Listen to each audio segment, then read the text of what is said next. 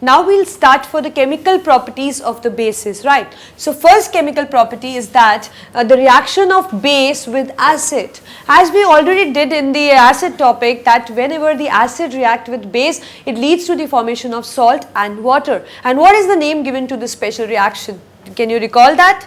Yes, it is a neutralization reaction because it leads to the production of a neutral substance which is neither acidic nor basic with pH 7. So just look at the board.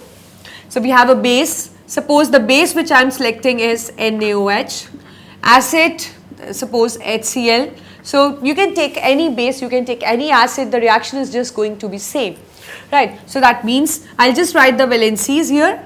As I told you in previous lecture, whenever you are doing the chemical reactions, when you are not thorough with the valencies, just write the valencies at the top with the pencil, and after just completing the reaction, just erase it off, right?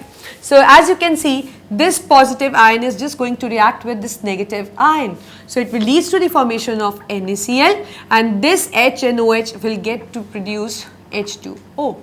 Right, so this is the, you can say the salt is formed, that is NaCl, which has the pH 7. And the name given to this reaction is neutralization reaction, as I told you, because it leads to the formation of a substance which has the pH 7, that means it is neutral in nature. Now just see that how the reaction of base or you can say the reaction, how the base react with metal oxide. Do you know what is the nature of metal oxide? As we previously discussed when we were doing the properties, I told you that metal oxides are basic in nature except the aluminium oxide and the zinc oxides which are amphoteric. Apart from that, all the metal oxides are just basic in nature. So that means the base when react with metal oxide, that means there will be no such reaction is going to take place. So we need to change this term and we will see that how they react with non-metal oxide, right? So as you all know that non-metal oxides are just acidic in nature. So that means we have a base, we have a substance which is acidic in nature. So again the reaction is going to be neutralization reaction because it is going to form a neutral substance with pH 7. So see, suppose the base again what I am taking is NaOH, right, and I am selecting the non-metal oxide, suppose I am selecting as CO2. Right. So then what it is going to form? It is going to form Na2CO3 plus H2O. So sodium carbonate salt will be formed.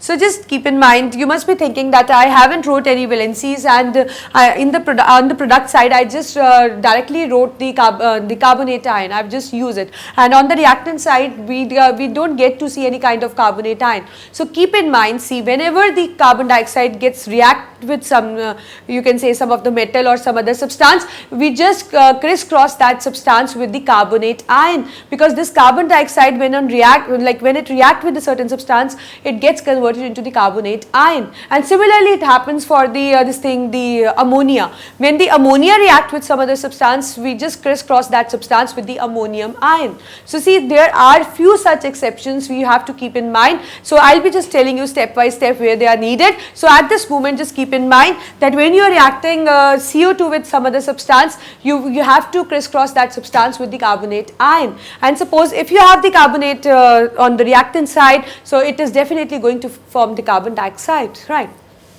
So this is again a neutralization reaction. Next we have, that is, we are reacting base with the ammonium salt. So suppose base again, suppose NaOH, ammonium salt, or this time I'll take a different the hydroxide. So let us take the calcium hydroxide, right, and we'll take ammonium salt, suppose NH4Cl is being taken. So now again it is a double decomposition reaction. As you know, two compounds are just going to react, right? So that means even it was double decomposition, even this was the double decomposition, and even this is double decomposition, right? Because see, whenever you are doing a reaction, you should be familiar that what kind of the basic reaction or a basic type it belongs to. So again I am just going to write the valency in order to make easy for you. So that means this positive is going to react with this negative and this is going to react with this, right? Or they get just dissociated to form their respective gases. So what we are going to get? We will get calcium chloride, this ammonium ion will break up into ammonia and it will lead to the formation of water as well.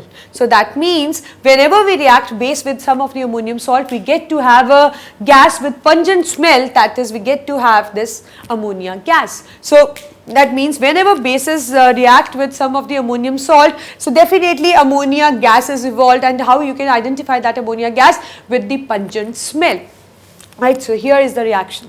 Now we have the reaction of base with metal salt solution. See, we have done the reaction of base with acid, we have done the reaction of base with the non-metal oxide, the base with the ammonium salt. Now the fourth property is that how the base react with the metal salt solution.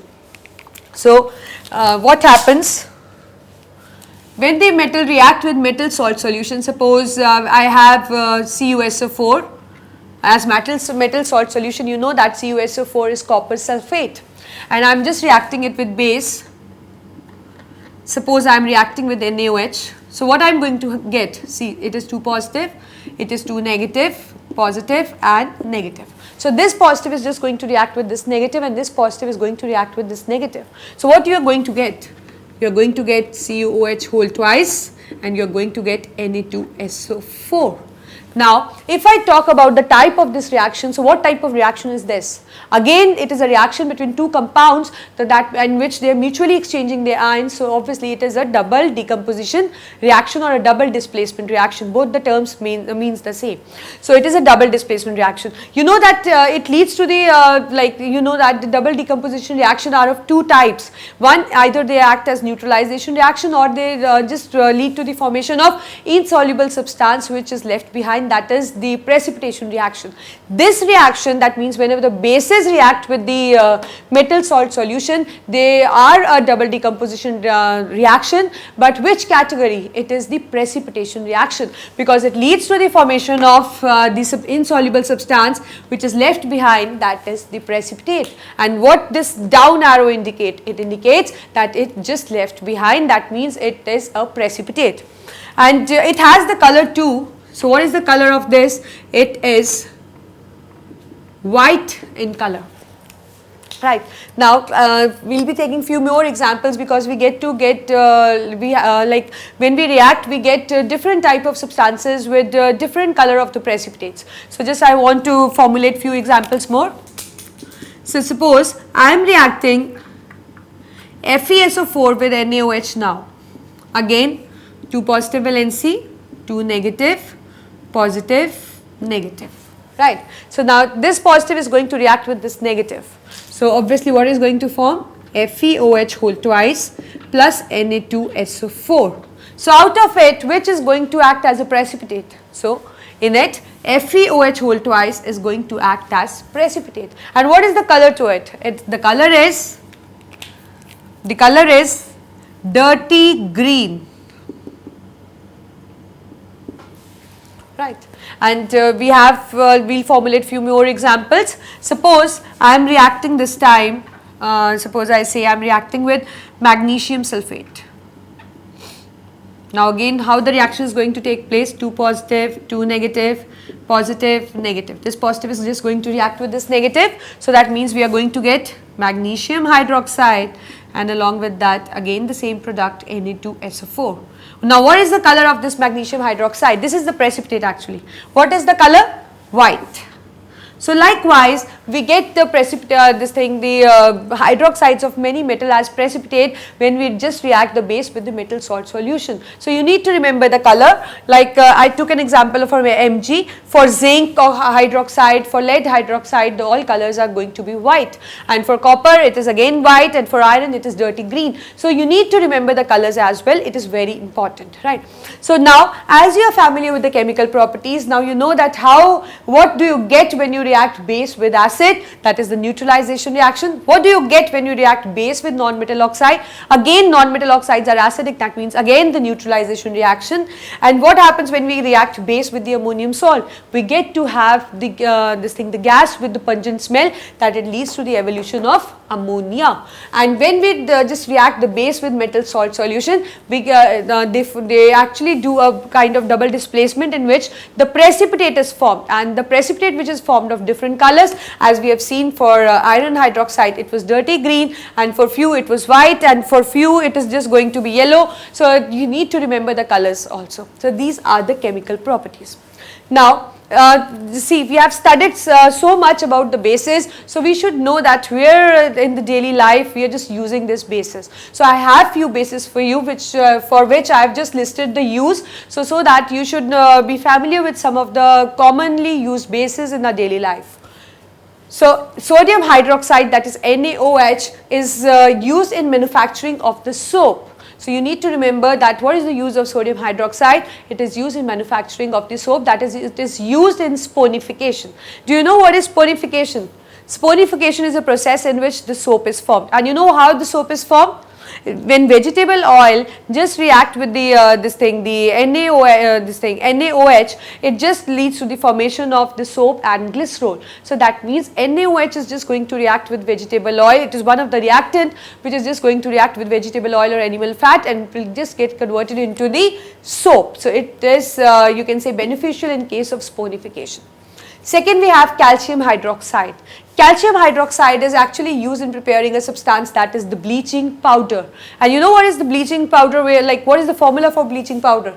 It is CaOCl2, calcium oxychloride. So when this compound reacts with chlorine, it just react to form calcium oxychloride. And bleaching powder are actually very important. They are just used to you can say they are used in just act as a disinfectant also. It helps in cleaning the tanks and also bleaching, or they have a property to bleach the clothes as well. Again, calcium hydroxide are used in softening of hard water, right? As you know that hard water is not this thing fit for laundry purpose or something, because they contain certain ions in them which react with soap or detergent to produce scum, right? So what does calcium hydroxide do actually? Calcium hydroxide just help in softening that hard water by combining with the ions which are just present in that the hard water. Magnesium hydroxide act as an antacid. And what are antacid actually? Antacid are those substances which when we take just reduce the acidic effect in our body. That means they just reduce the acidity, right, which can, like if it is not reduced, and if acidity is more occurring in your body, it can lead to ulcer as well. So it act as a component for the antacid medicines. And the ALOH whole thrice, it just act as a foaming agent in for fire extinguisher. That means the foam which you get in fire extinguisher, that foam is produced due to ALOH whole thrice. NH4OH is something which is very important. You must be curious to know that what is that familiar use is that it is just used to remove the grease stains which you sometimes encounter in your daily life on your beautiful clothes, like. So those grease stains can be removed from your beautiful clothes by just use of NH4OH. So these are the few the uses of bases. The uses are not limited to this. It is a vast thing, but still I have just listed few for you just to make you familiar that how bases are playing an important role in our daily life.